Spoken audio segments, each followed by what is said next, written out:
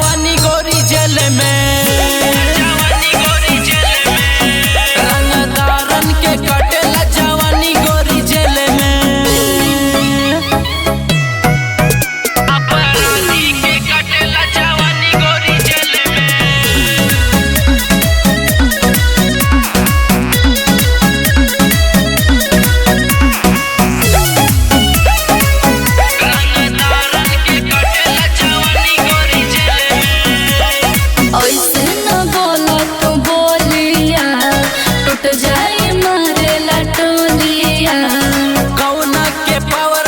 हमरा के मारी मार देबे ओकरा के गोलिया, ऐसे न बोला तू बोलिया, टूट जाई मारेला टोलिया। कौना के पावर बाकी हमरा के मारी मार देबे ओकरा के गोलिया। राजा निरंजन से मिली है अकेले में, अपराधी के कटेला जवानी गोरी